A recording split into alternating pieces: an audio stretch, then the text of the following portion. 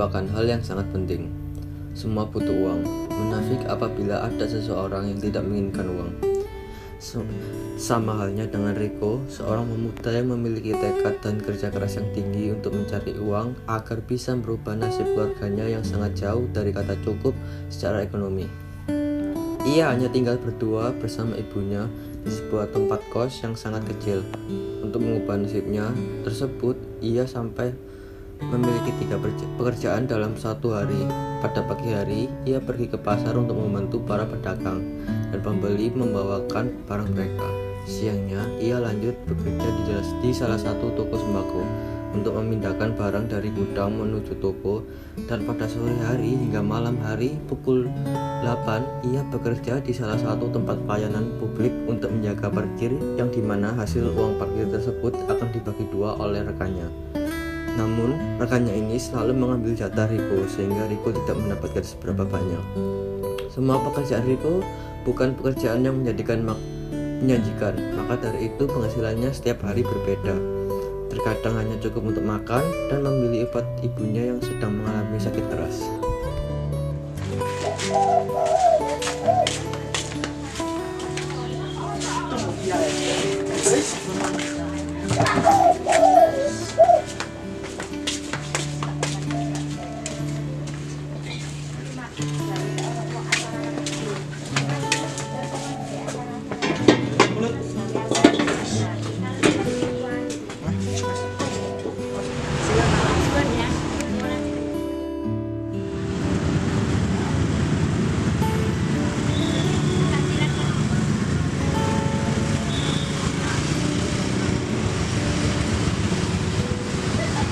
Tarik. Berapa lo hari ini? 100 bang. Sama.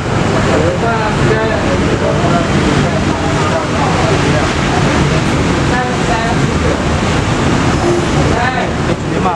Oh iya, Cukup kan? ya. Cukup. Bagian kerjaan lo badan gue kan. Udah makan ya? Bang. Riko hanya bisa terdiam melihat perlakuan Bang Andre pada Riko, karena ia tahu Bang Andre bukanlah orang biasa. Apabila ia mencari masalah dengannya, maka ia akan segera dihabisi oleh komplotan Bang Andre. Hari ini ia mendapatkan upah sebesar Rp120.000. Itu sangat lumayan untuk membeli makan, membeli obat ibunya, dan membayar hutang ayahnya sedikit demi sedikit. Bu, beli nasi 2. Makasih apa kas bang? Kan nggak boleh orang utangmu kemarin belum dibayar. Saya bayar cash bu. Untuk utang saya mohon maaf tidak bisa bayar. Soalnya ibu lagi sakit dan uangnya buat beli obat. Untuk utang ayah juga semakin menambah bunganya. Ya udah, mana sini uangnya? Tapi bulan depan harus dibayar loh ya. Saya mau buat rekreasi anak saya. Baik bu. Ah, nggak bayar ya? Ya bu.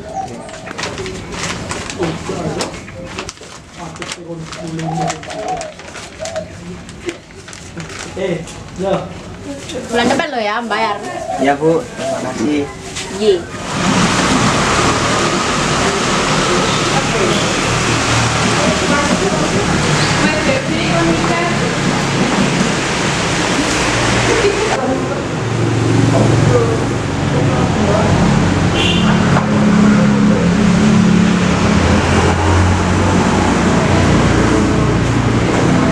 Mbak, mau beli obat yang dihindari? Oh iya mas, sebentar ya saya ambil.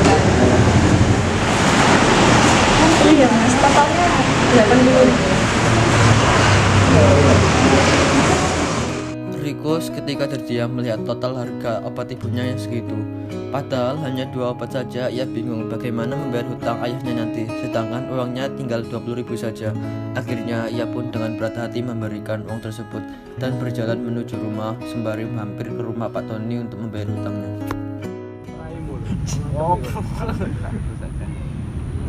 Kancen wong pele. Assalamualaikum Pak Tony. Waalaikumsalam. Mohon maaf Pak, saya mau membayar hutang ini 20.000. Ini sisa uang saya.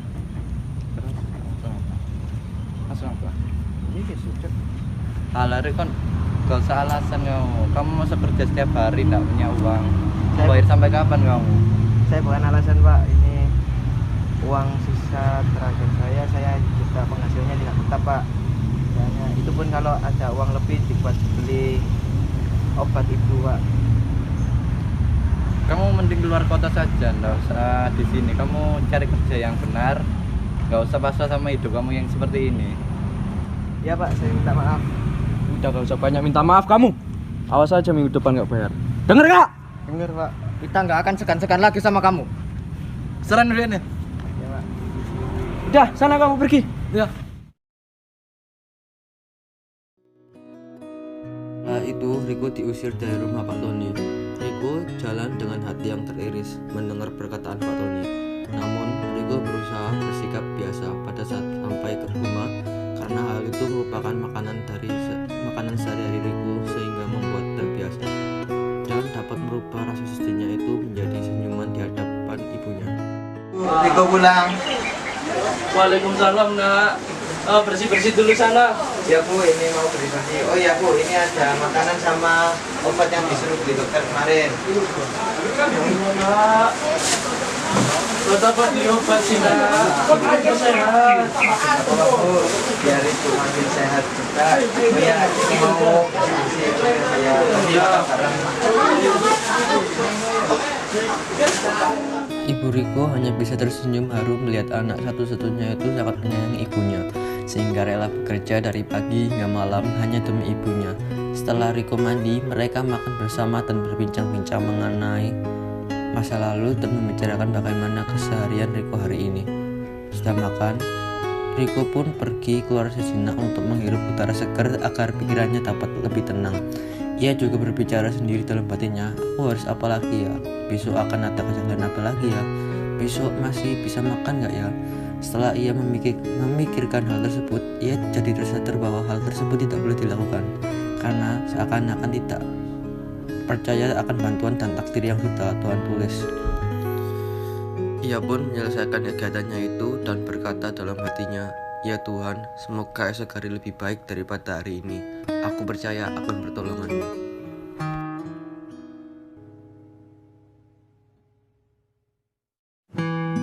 Esok harinya berjalan seperti biasanya.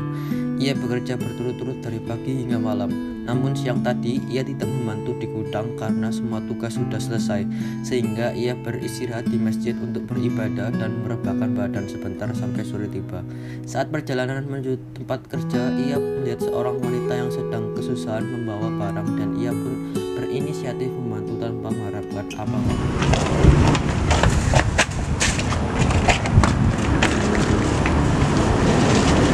Terima kasih ya. Boleh antar saya ke depan sana, Mas? Baik, teman-teman.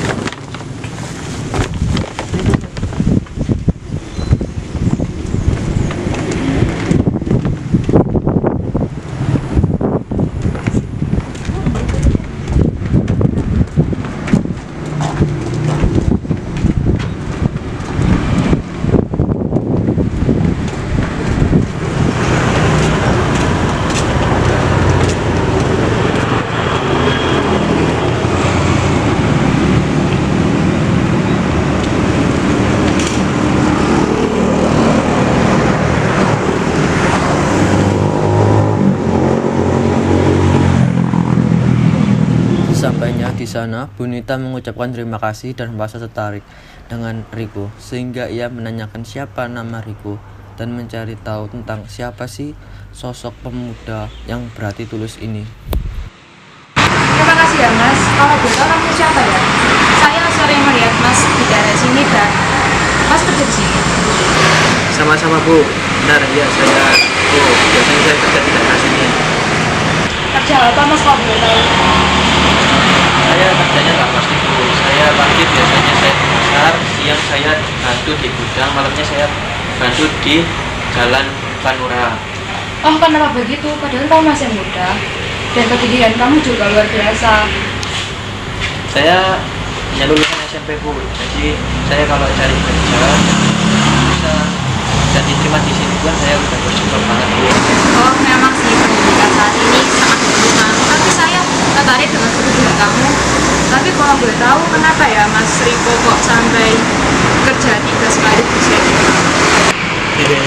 Iya Bu, saya bekerja seperti ini juga karena saya harus membiayai kehidupan saya bersama saya, dan tubuh saya juga mengalami sakit keras dan perlu membeli obat-obatan yang harganya lumayan mahal. Belum lagi ayah saya meninggalkan utang-utang yang tiap bulannya berbunga. Jadi mau gak mau saya harus melakukan ini Bu. Luar biasa, saya kagum dengan kerja keras kamu. Kamu ikhlas meninggalkan aktivitas kamu untuk menafkahi kamu dan ibu. Jadi begini, saya kebetulan punya perusahaan. Saya membutuhkan cleaning service dan gajinya juga lumayan untuk membiayai kehidupan kamu. Tempatnya berada di luar kota. Untuk biaya transportnya biar saya yang biayai, dan kamu bisa tinggal di tempat cleaning service-nya itu. Wah, terima kasih banyak Bu. Apakah tidak ada tempat di daerah dekat sini? Karena saya juga harus melihat kondisi ibu saya yang cukup mengkhawatirkan. Untuk di daerah sini sudah penuh Mas. Nggak apa-apa, pikir-pikir aja dulu Mas. Ini ada kartu nama saya, jika Mas tertarik bisa hubungin saya langsung. Oh iya, nama saya Anita. Sampai lupakan nama saking kagumnya saya melihat kehidupan kamu. Ya udah ya Mas, saya mau pergi dulu, saya mau ada meeting dan klien saya. Baik Bu, terima kasih. Saya pikir-pikir dulu, nanti kalau memang iya saya butuh nanti saya kabarin Ibu. Bunita tersenyum dan meninggalkan Riko sendirian. Riko berada di ambang kebingungan. Tetapi ini merupakan kesempatan langka, namun di sisi lain ia memperhatikan keadaan ibunya yang sedang sakit-sakitan. Ia menghela nafas panjang sembari melihat kartu nama itu dan pergi menuju ke tempat kerjanya. Sesampainya di rumah, seperti biasa, ia mandi terlebih dahulu dan makan bersama ibunya sembari membicarakan kejadian hari ini, termasuk kejadiannya pada saat ketemu Bunita tadi.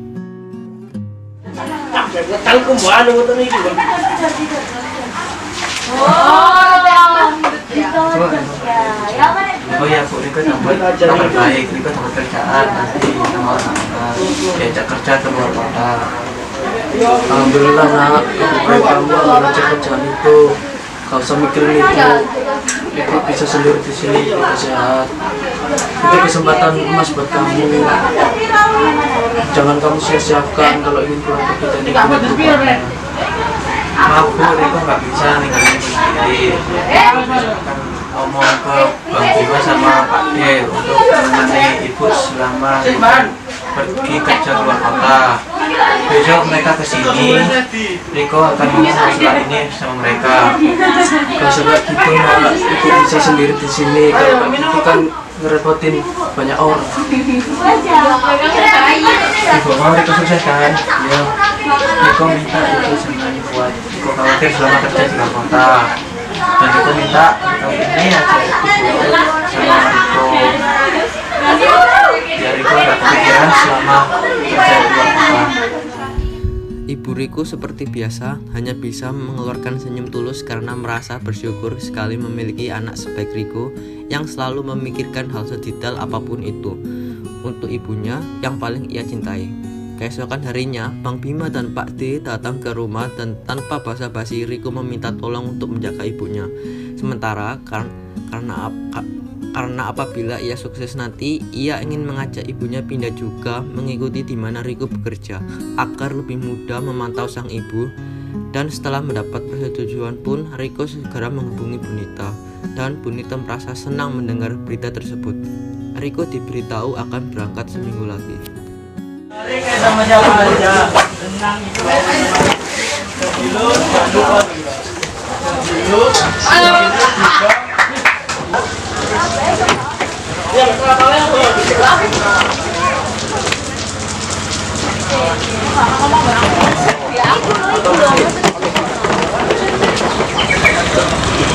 Akhirnya aku hari yang tidak itu telah tiba. Doain Riko ya biar Riko bisa sukses di sana. Termina ibu selalu doain kamu. Di sana kamu jangan lupa dengan diri baik-baik, jangan lupa makan, jaga kesehatan. Di sini ibu sendirian dan Riko. Kalau ibu udah sukses di sana, jangan lupa sama ibu ya nak. Baik Bu, Riko selalu ingat pesan-pesan Riko. Itu pesan sama ibu jaga kesehatan ya. selama Riko berada di luar kota. Dan untuk Pak D sama Bang Bima, aku titip ibu ya, selama Riko pergi ke luar kota. Meskipun kalian bukan saudara, kalian cuma tetangga. Nanti kita bisa tukar kabar dengan pesan ibu. Ya lari kayak sama siapa aja. Ibu mama sama aku. Oh iya, janji lo jangan lupa lo tepati. Siap. Ya Riko berangkat dulu. Ya. Riko segera mengacukan jempol dan melakukan pelukan perpisahan pada mereka satu persatu dan segera menuju stasiun menggunakan ojek. Kalau kalian berekspektasi perusahaan tersebut akan sangat besar, kalian salah. Bangunan itu didesain seperti rumah sehingga Riko malah merasakan seperti pindah rumah daripada bekerja. Namun, ia tidak juga terlena dengan hal itu. Ia bekerja keras dari pagi hingga malam dan kadang ia juga meminta ajari para pegawai sana dalam mengerjakan sesuatu seperti menggunakan laptop dan mengerjakan beberapa data yang dibutuhkan perusahaan pada saat waktu istirahat. Untungnya, orang-orang di sana sangat welcome terhadap Riko. Riko pula terkadang menghentikan pekerjaan beberapa pegawai yang sedang sumpek dengan kerjaannya. Sampai akhirnya Bunita mengetahui perbuatan Riko dan ia pun dipanggil menuju ruangan. Selamat pagi Bu. Apa saya dipanggil? Ada apa? Ada yang bisa saya bantu? Selamat pagi Riko, saya mau menyampaikan bahwa saya mengetahui perbuatan kamu menggantikan semua pekerjaan pegawai yang ada di sini. Oh iya Bu, maaf, saya hanya tertarik dan ingin belajar lagi selagi masih ada kesempatan. Mohon maaf Bu, saya tidak mengetahui jika hal itu tidak diperbolehkan di kantor ini. Siapa yang tidak memperbolehkan Riko? Justru saya memanggil kamu ke sini karena saya mau menawarkan job baru, yaitu administrasi. Karena saya lihat potensi kamu ada di bagian ini. Itu adalah laptop saya jika kamu mau menerima tawaran saya. Terima kasih banyak Bu, saya mau menerima tawaran itu. Saya janji saya akan membantu mengembangkan perusahaan ini dan saya janji tidak akan mengecewakan Ibu. Terima kasih banyak Bu. Sama-sama Riko, tetap bersemangat seperti ini Riko. Saya tunggu perkembangan kamu. Lebih bagus kinerja kamu, lebih besar potensi untuk kamu menjadi jabatan yang lebih tinggi. Bunita terkekeh melihat kelakuan Riko dan setelah itu keesokan harinya ia sudah berganti pakaian. Yang awalnya menggunakan baju OB, hari ini ia bisa menggunakan jas dan kemeja putih rapi beserta dasi yang membuat karismatiknya sangat meningkat. Semakin hari, kinerja Riko semakin baik dan banyak pekerjaan yang ia handle, dan itu membuat naiki jabatan sebagai sekretaris hanya dalam waktu yang singkat. Sering pula ia dapat berhasil menciptakan kerjasama dari perusahaannya yang lain dengan perusahaan tersebut semakin dikenal, dan ia sempat memasuki beberapa berita acara mengingat kisahnya yang awalnya menjadi lulusan SMP menjadi OB dan saat ini bisa menjadi aset perusahaan yang sangat diinginkan oleh perusahaan lainnya. Ia seringkali ditawarkan pekerjaan dengan perusahaan lain, namun ia tetap memilih setia dengan perusahaan Bunita karena belum ada yang bisa menawarkan gaji lebih dari Bunita. Suatu ketika Riko mendapatkan tugas di daerah asalnya dulu, dan Riko mendengar hal tersebut merupakan berita yang sangat menyenangkan karena ia sudah mulai bekerja berpindah tempat. Setelah info tersebut didapat, seminggu setelah itu pun ia berangkat dan menginap di salah satu hotel terkenal di sana.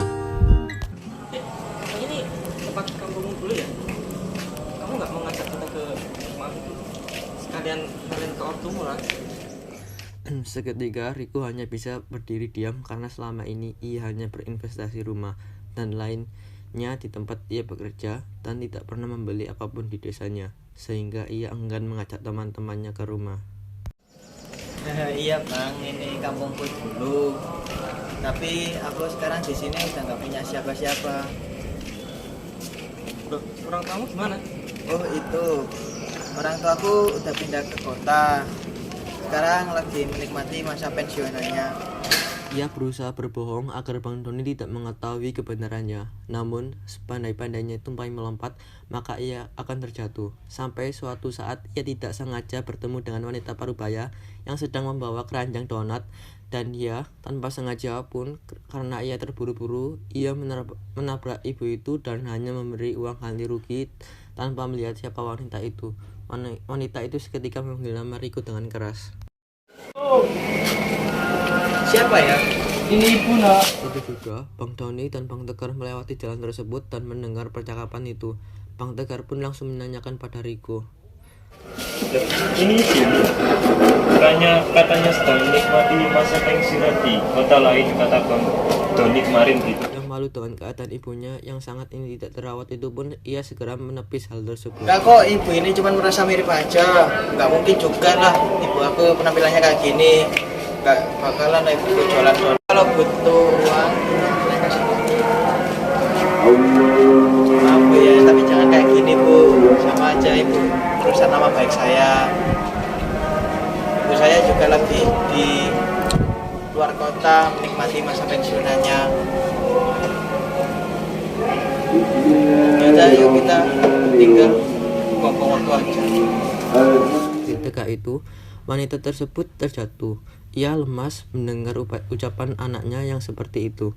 Kalau ia bilang ia mengurusi ibunya, justru keadaan berbalik. Ia hanya mengirim uang di 3 bulan pertama. Karena ia bilang, "Bu, kebutuhan Riko di sini banyak, jadi belum bisa mengirim uang."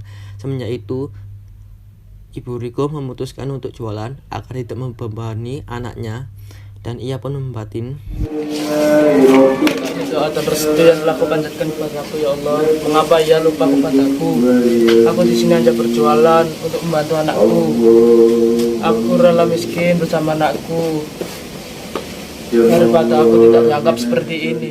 Ia pun balik dengan isak tangis dan rasa sesak di dada yang sangat pedih. Sedangkan di sisi lain, Riko sedang bersantai bersama rekan kerjanya. Rasanya ibu tadi anaknya kemana ya? Sampai mengira kalau ibu itu anaknya. Dan seberapa mirip mereka berdua. Sampai dibiarkan dulu. Kalau emang anaknya ngelupain ibunya itu durhaka banget sih. Bisa bersikap seperti itu di saat ibunya sedang bersusah berjualan demi diri sendiri, tapi di sisi lain senang-senang sendiri. Iya nggak sih? Iya. Sampai tak sadar, waktu terus berjalan, dan pada malam hari ia baru bisa merebahkan dirinya di kasur kapuk. Dan pada saat ia hampir terdengar nada dari telepon, dan tanpa banyak pikir ia segera mengangkat telepon tersebut tanpa mengetahui siapa yang ada di seberang sana. Ternyata ia adalah Bang Bima yang sudah memaki-maki Riko dan menyuruhnya untuk datang ke rumah karena kondisi ibunya yang sedang drop. Riko, kamu harus kesini sekarang. Keadaan ibumu sekarang drop. Aduh, kenapa sih Bang? Maaf, bisa aku nggak bisa. Udah bawa ke rumah sakit aja loh. Langsung bawa aja, masalah biaya biar aku yang urus. Ini bukan tentang uang, Riko, tapi ibumu ingin bertemu kamu sebentar saja. Apa kamu tidak bisa bertemu dengannya? Apakah kau tidak takut bahwa ini terakhir kalinya?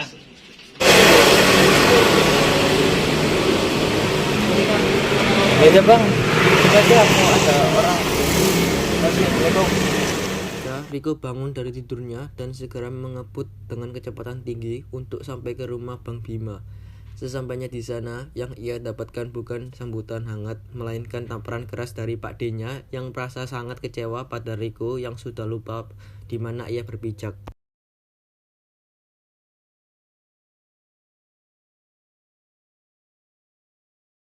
Assalamualaikum.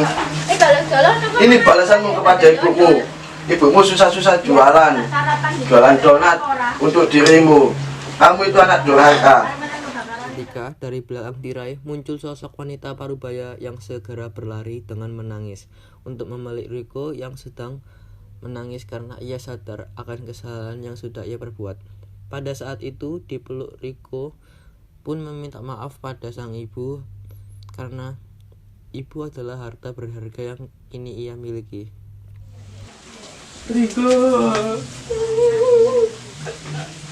maafin Riko, Bu. Maafin Riko. Riko, maaf minta maaf Bu.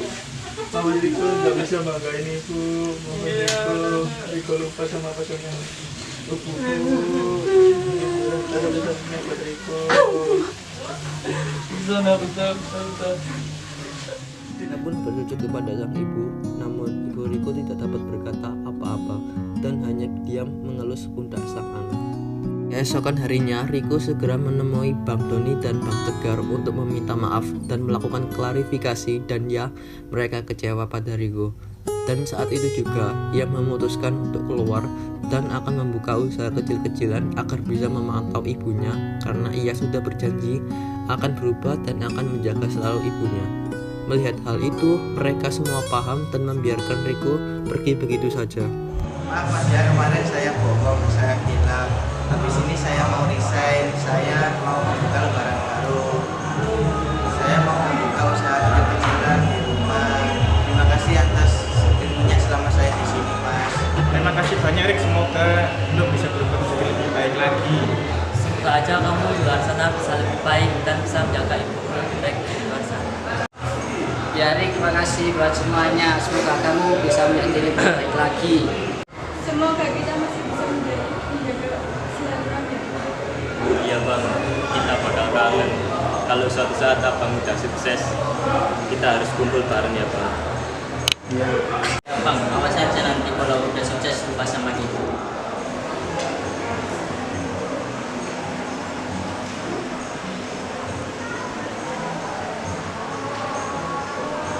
Ya sudah, terima kasih ya Riko atas bersama kamu dan teman-teman kamu bersama.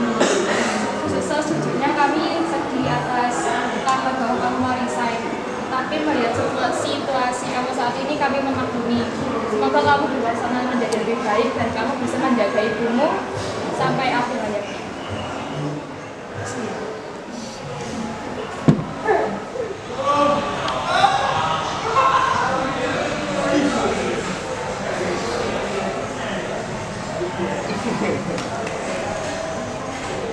Ya, setelah sang ibu merasa lebih sehat, ia mengajak sang ibu untuk makan sederhana di rumah sembari melihat TV, dan kebetulan acara TV tersebut menampilkan puisi mengenai ibu, dan seketika pula ia tersenyum kepada sang ibu, dan sang ibu pun mengelus-ngelus kepala sang anak.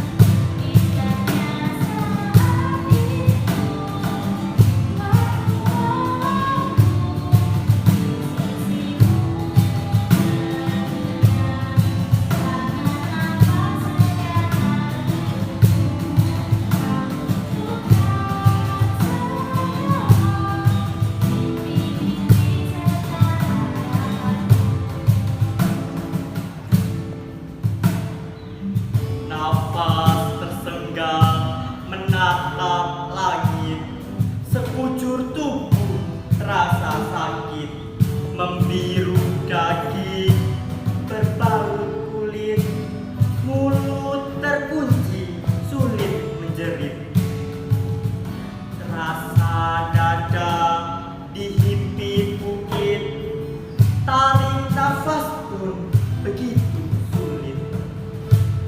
Sampai mata pun harus terjelin, tiada jeda walau sedikit. Tuhan, hamba-Mu ini sudah terkulai, rindukan ibu mau membelai. Menyesal dahulu mengapa lalai, ayah dan bunda sering diabai.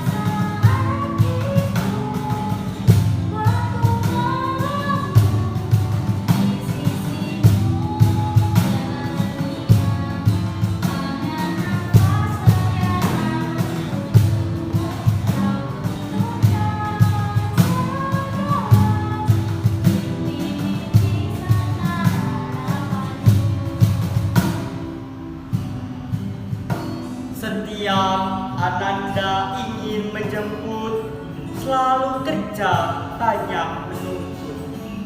Pikiran Ananda yang carut marut, niat menjemput tiada